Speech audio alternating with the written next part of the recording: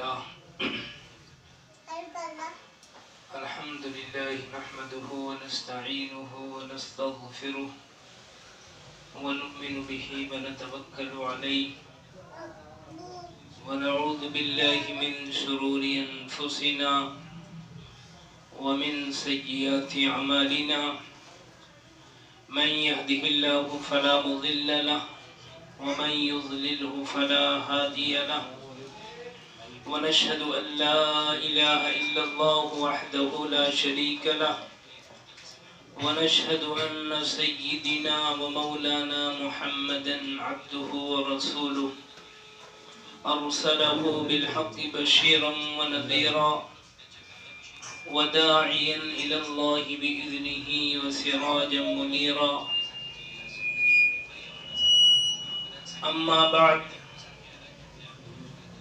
قال الله تبارك وتعالى في القرآن المجيد والفرقان الحميد فأعوذ بالله من الشيطان الرجيم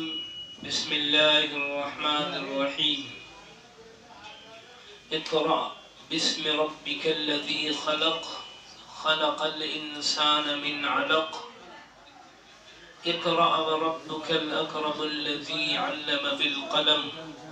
علم الإنسان ما لم يعلم قال الله تبارك وتعالى في موضع آخر قل هل يستوي الذين يعلمون والذين لا يعلمون إنما يتذكر أولو الألباب قال النبي صلى الله عليه وسلم طلب العلم فريضة على كل مسلم ومسلمة أو كما قال عليه الصلاة والسلام آمنت بالله صدق الله العظيم وصدق رسوله النبي الكريم ونحن على ذلك لمن الشاهدين والشاكرين والحمد لله رب العالمين. محترم بزرگوں دوستو، خطبہ مسنونہ کے اندر میں نے جس آیت کی تلاوت کی ہے وہ نزول کے اعتبار سے سب سے پہلی آیتیں ہیں جو آپ صلی اللہ علیہ وسلم پر نازل ہوئی کہ ابتدائی وحی کی ابتدا انہی آیتوں سے ہوئی کہ جبرائیل جناب محمد رسول اللہ صلی اللہ علیہ وسلم کے پاس غار حرا کے اندر تشریف لائے اور آپ کو ان آیتوں کے پڑھنے کا حکم دیا. آپ سے فرمایا گیا کہ اے محمد پڑھیے، تو آپ نے فرمایا ما انا بقاری، میں پڑھا ہوا نہیں ہوں.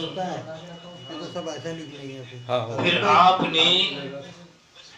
آپ صلی اللہ علیہ وسلم کے سینے کو زور سے دبوچا، کھینچا اور پھر فرمایا کہ پڑھیے. پھر آپ نے فرمایا کہ میں پڑھا ہوا نہیں ہوں. پھر تیسری مرتبہ یہی عمل حضرت جبرائیل نے دہرایا، پھر آپ نے وہی جواب دیا. پھر آپ کی زبان مبارک سے یہ آیتیں جاری ہو گئیں. تو اس طریقے سے یہ وحی کی ابتدا ہوئی کہ آپ اپنے رب کے نام سے پڑھیے جس نے انسان کو پیدا کیا اور انسان کو وہ باتیں وہ علم سکھلایا جسے وہ نہیں جانتا تھا. نیز دوسری جگہ اللہ تبارک و تعالی ارشاد فرماتے ہیں کہ اے نبی آپ کہہ دیجئے کہ وہ لوگ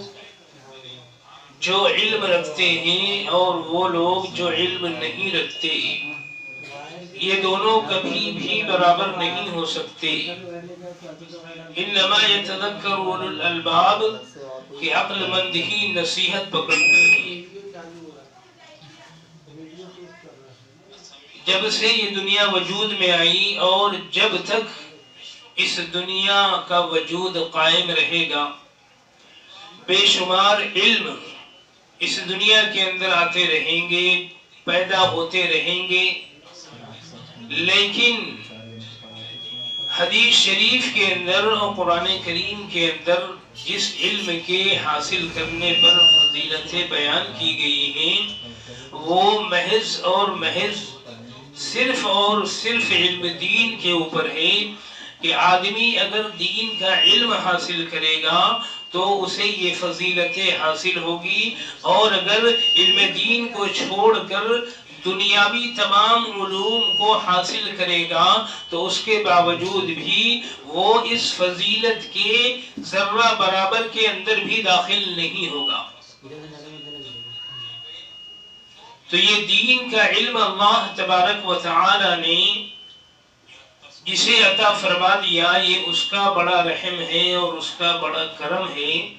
کہ جسے اللہ تبارک و تعالی دین کی سمجھ عطا فرمائے۔ من یرید اللہ بہ خیرا یفقہہ فی الدین، کہ جس کے ساتھ اللہ تبارک و تعالی بھلائی کا ارادہ کرتے ہیں تو اسے دین کے اندر سمجھ عطا فرماتے ہیں۔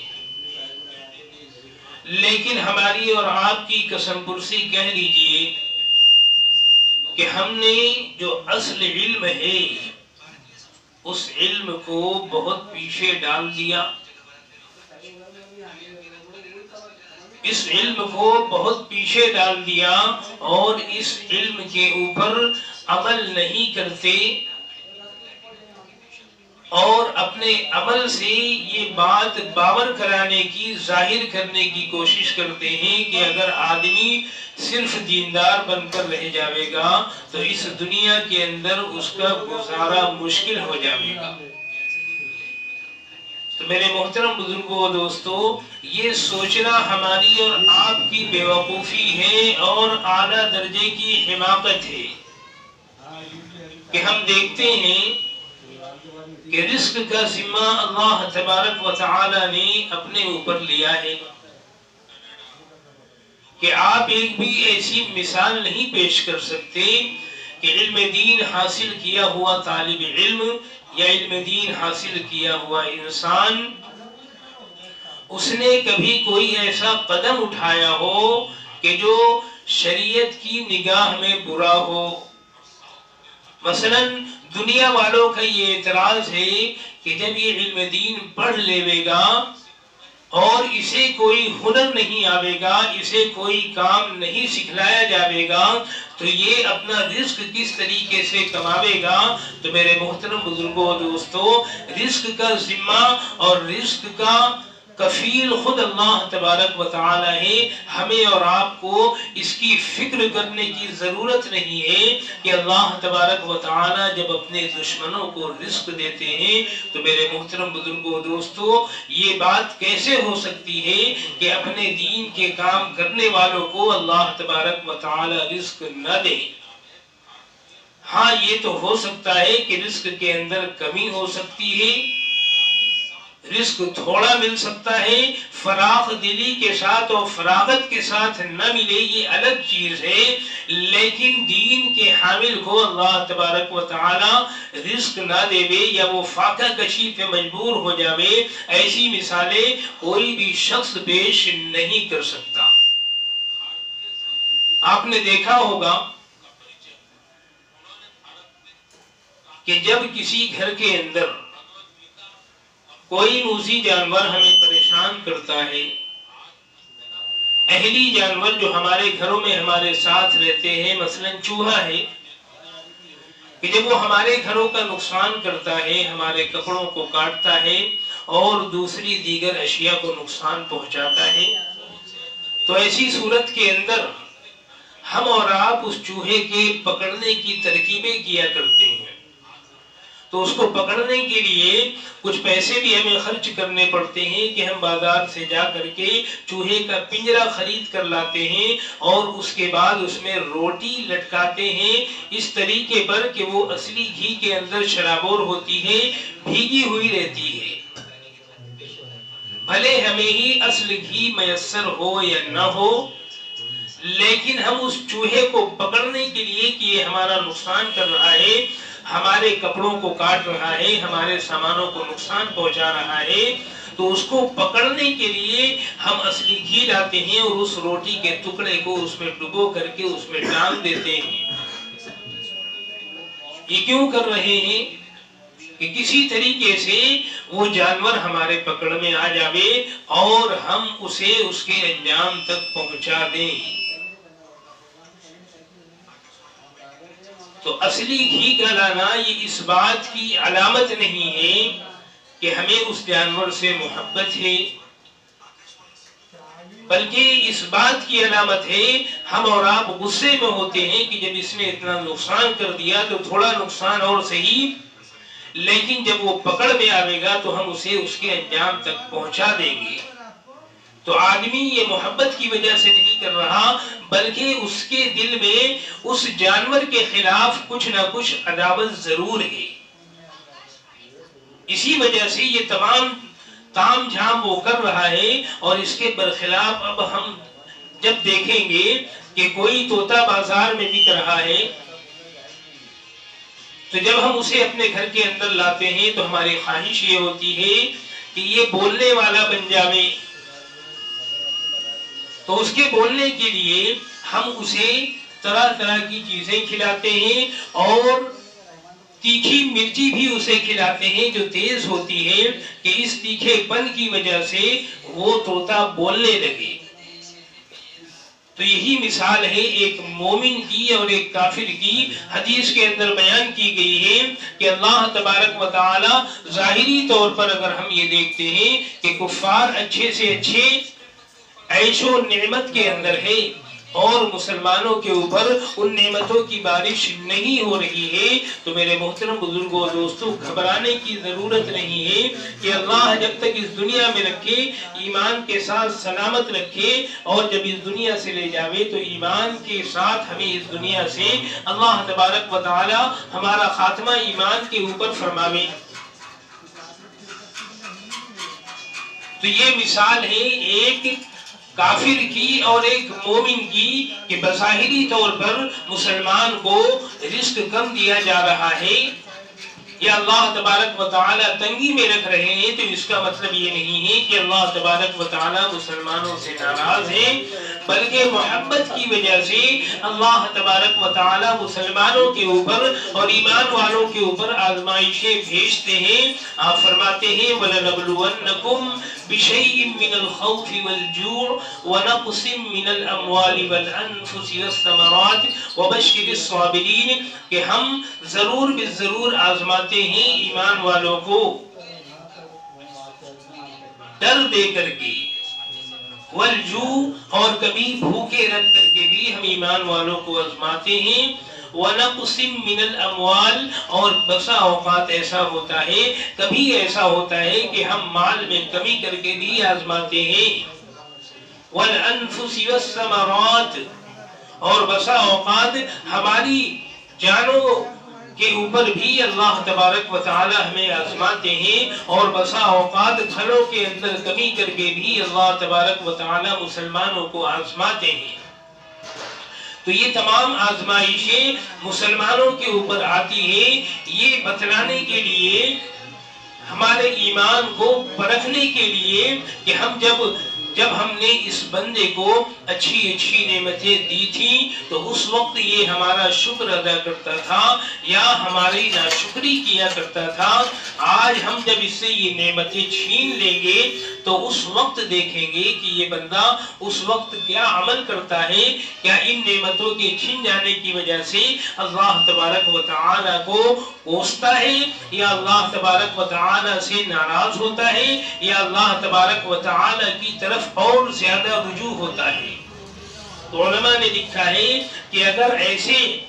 حالات کے اندر ایمان والا اللہ تبارک و تعالی کی طرف اور زیادہ متوجہ ہو جاتا ہے تو یہ اس بات کی علامت ہے کہ اللہ تبارک و تعالی کے نزدیک یہ بندہ محبوب ہے، اور اگر ان نعمتوں کے چھن جانے کی وجہ سے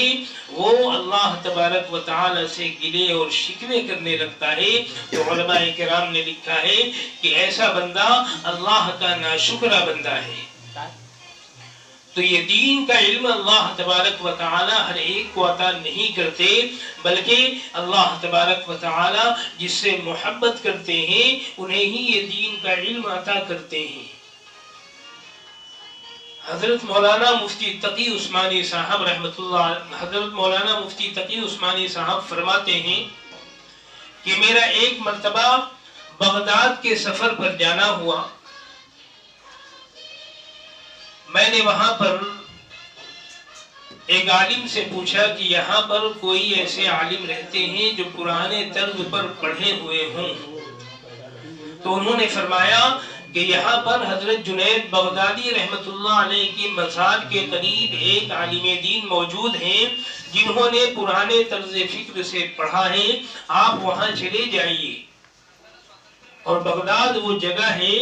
بغداد وہ ایسی جگہ ہے کہ کسی وقت میں اللہ تبارک و تعالی نے اسے دین کا مرکز بنایا تھا، اور علم دین کی وہاں پر اور مختلف علوم و فنون کی نہریں وہاں کرتی تھی۔ یعنی ایک طریقے سے کہہ دیا جائے تو علم کا گڑھ مانا جاتا تھا۔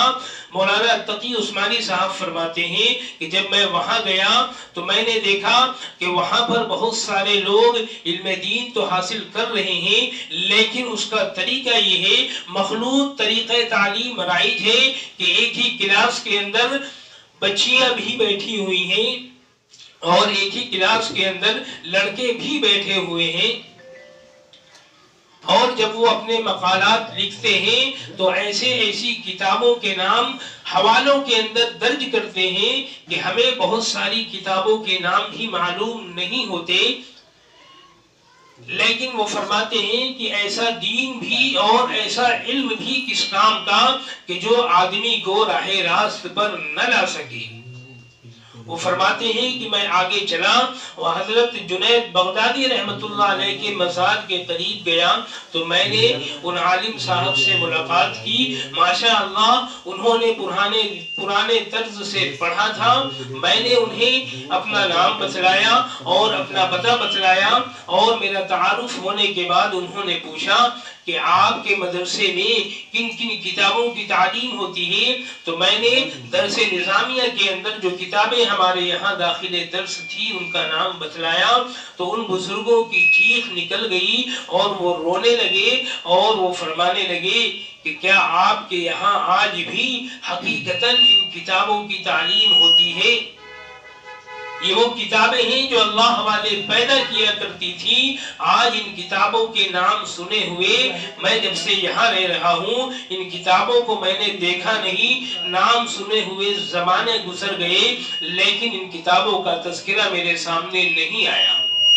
یہی وہ کتابیں ہیں کہ جب طالب علم انہیں بوریا پر بیٹھ کر پڑھا کرتے تھے تو ان کے اندر اخلاص و للہیت پیدا ہو جایا کرتی تھی، اور اپنے ہر مسائل کو وہ اللہ تبارک و تعالی سے حل کر لیا کرتے تھے، حل کرا لیا کرتے تھے، اور اللہ تبارک و تعالی انہیں راہ راست کی ہدایت دے دیا کرتے تھے۔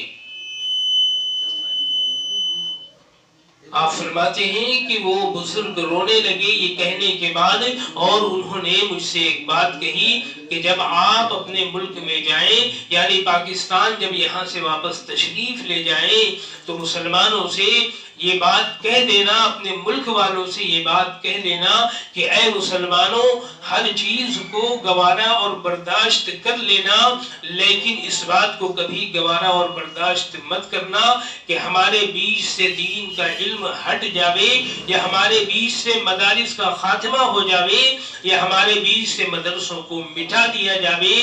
اگر ایسا ہو رہا ہے تو اس میں کسی سازش کا نتیجہ ہے۔ آپ نظر اٹھا کر کے دیکھ لیں کہ جہاں جہاں علماء کرام کے ہاتھوں میں باغڈور تھی وہاں اسلام کا بیج آج بھی قائم ہے، اور جہاں جہاں اس علم دین کے بیج کو مار دیا گیا وہاں پر مسلمان کس قسم کرسی کی حالت میں ہے یہ بتانے کی ضرورت نہیں ہے۔ میرے محترم بزرگوں دوستو، محض کہنا یہی ہے کہ علم دین ایک ایسی نعمت ہے کہ جو اللہ تبارک و تعالی کی طرف سے ہمیں ملی ہے، اور سنت رسول ایک ایسا راستہ ہے جو جناب محمد رسول اللہ صلی اللہ علیہ وسلم کے طریقے پر ہمیں ملا ہے، کہ ان دونوں چیزوں کو جب تک مسلمان تھامے رہیں گے ان کا اقبال بلند ہوتا رہے گا، اور جب ان دونوں چیزوں کو مسلمان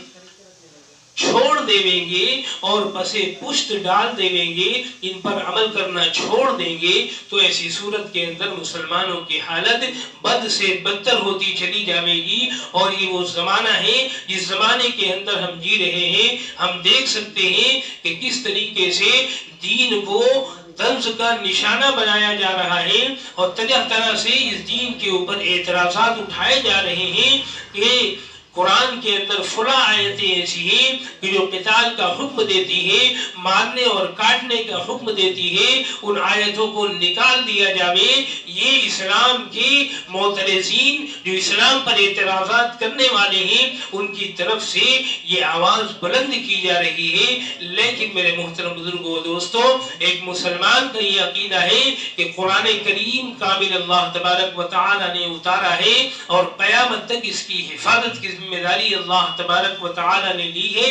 اس میں ایک نقطے کی بھی کمی اور بیشی نہیں ہو سکتی۔ اس طور پر اللہ تبارک و تعالی نے اس کی حفاظت کی ذمہ داری لی ہے کہ ہر سال لاکھوں بچے قرآن کریم کا حفظ کرتے ہیں، حافظ بن کر نکلتے ہیں، اور تراویح کے اندر کروڑوں حفاظ اس قرآن کو سناتے ہیں، اور اس سے زیادہ حفاظ ان کے پیچھے سامع بن کر اس قرآن کو سنتے ہیں۔ کیا مجال ہے کہ کہیں قرآن کے اندر ایک زبر زیر کی تو بات دور ہے، کہیں ایک نقطے کا بھی فرق آ جاوے؟ دیکھیے اس کی حفاظت کی ذمہ داری اللہ نے لی ہے، اور کس طریقے سے حفاظت کر رہے ہیں کہ دنیا کے اندر کتنے ملک ہیں، سب کی زبانیں الگ ہیں، سب کا کلچر الگ ہے، سب کا رہنا سہنا الگ ہے، لیکن جب ہم قرآن کریم کی بات کرتے ہیں تو چاہے وہ ہندوستان کا رہنے والا مسلمان ہو، یا پاکستان کا رہنے والا مسلمان ہو، یا چین کا ہو، یا امریکہ کا ہو، یا دنیا کے کسی بھی خطے سے اس کا تعلق ہو، جب بھی وہ قرآن کریم کی تلاوت کرے گا تو عربی زبان میں ہی کرے گا، ایک چیز۔ اور دوسری چیز، السلام علیکم ورحمت اللہ وبرکاتہ، کہ آدمی سلام بھی انہی الفاظ کے ذریعے سے پوری دنیا کے اندر رائج ہے، کہ جہاں بھی آدمی پہنچتا ہے بھلے ہی وہاں کی زبان نہ جانتا ہو، لیکن جب ایک مسلمان دوسرے مسلمان کو دعا دیتا ہے، یعنی سلام کرتا ہے، سلامتی کی دعا دیتا ہے، السلام علیکم ورحمت اللہ وبرکاتہ، السلامتی ہو تم پر اور اللہ کی رحمتیں اور اس کی برکتیں ہوں، تو اس وقت بھلے ہی ہم اس کی ایک گھنٹہ اگر وہ ہم سے بات کر رہا ہے اور اس میں ایک حرف بھی ہمیں سمجھ میں نہ آتا ہو، لیکن جیسے ہی وہ سلام کرے گا تو ہم اور آپ یہ پہچان جائیں گے کہ یہ ہمارا ایمان والا بھائی ہے، یہ ہمارا مومن بھائی ہے، اس کا تعلق اسلام سے ہے، اس کا تعلق اسلام سے ہے۔ تو میرے محترم بزرگوں دوستو، اللہ تبارک و تعالی نے ہمیں ہمارے اور آپ کے لیے بہت سارے انبیاء کرام علیہم الصلاۃ والتسلیم کو بھیجا، اور آخر میں ہمارے اور آپ کے آقا جناب محمد رسول اللہ صلی اللہ علیہ وسلم کو بھیجا۔ آپ نے فرمایا کہ دین کا علم حاصل کرنا ہر مسلمان مرد اور عورت پر فرض ہے۔ اب سوال یہ اٹھتا ہے کہ کیا اس حدیث سے یہ سمجھ لیا جاوے کہ ہر آدمی عالم بن جاوے، یا ہر آدمی درس نظامیہ کا فارغ التحصیل ہو جاوے؟ تو نہیں، اتنا علم حاصل کرنا فرض کفایہ ہے، لیکن اتنا علم دین حاصل کرنا کہ جس سے آدمی کو حلال و حرام کی تمیز آ جاوے، اور جس کاروبار میں وہ لگا ہوا ہے اس کے مسائل معلوم ہو جاوے کہ یہ کاروبار کرنے کا طریقہ کیا ہے، کس طریقے سے یہ کاروبار جائز کی طرف لے جاوے گا، کس طریقے سے یہ کاروبار ہمیں ناجائز راستوں کی طرف لے جاوے گا، ان تمام باتوں کا علم ہونا ضروری ہے۔ نماز روزے کے ضروری مسائل کا ازبر ہونا یہ بھی ضروری ہے۔ اتنے علم دین کا حاصل کرنا ہر مسلمان مرد اور عورت پر فرض ہے۔ اتنا علم دین اگر ہم نے اپنے بچوں کو دلوا دیا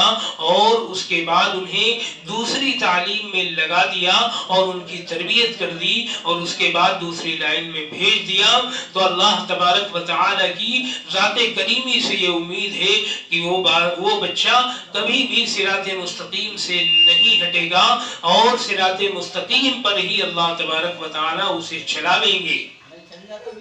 یہ سرپرستوں کے لیے ضروری ہے کہ وہ اس بات کا دھیان دیں کہ وہ اپنے بچوں کو کم از کم اتنی دینی تعلیم دلا دیں۔ اتنی دینی تعلیم دلانے کے بعد اگر انہیں دوسری تعلیم دلائی جا رہی ہے تو اس کی کوئی مخالفت نہیں کرتا، لیکن اگر اتنی بھی دینی تعلیم نہیں دلوائی اور اس کے بعد دوسرے علم کے اندر لگا دیا اور اس علم میں لگنے کی وجہ سے اگر وہ بچہ راہ راست سے بھٹک گیا تو ہم اور آپ جو اس کے گارڈین ہیں، جو اس کے ذمہ دار ہیں، جو والد محترم ہیں، اس کے والدین ہیں، ان کے اوپر اس کا وبال آئے گا اور کل قیامت کے دن اللہ تبارک و تعالیٰ کے یہاں مواخذہ ہونے کا ڈر ہوگا کہ کہیں ہمارے اس عمل کی وجہ سے اللہ تبارک و تعالیٰ قیامت کے دن ہمارے اور آپ سے پوچھ گچھ نہ کر لیں۔ ایک دوسری حدیث میں جناب محمد رسول اللہ صلی اللہ علیہ وسلم ارشاد فرماتے ہیں کلکم راع وکلکم مسئول عن رعیتی، کہ تم میں کا ہر ایک شخص ذمہ دار ہے اور اس ذمہ دار سے ان لوگوں کے بارے میں سوال کیا جائے گا جو اس کے زیر تربیت ہے، جو اس کے ہاتھ کے نیچے ہیں، ان کے بارے میں ان سے سوال کیا جائے گا۔ جیسے گھر کا ذمہ دار ایک مرد ہوتا ہے تو اگر وہ مرد خود نماز پڑھ رہا ہو، اذان ہونے کے بعد گھر والوں کو اس کی تعلیم نہ دے رہا ہو، نماز کی دعوت نہ دے رہا ہو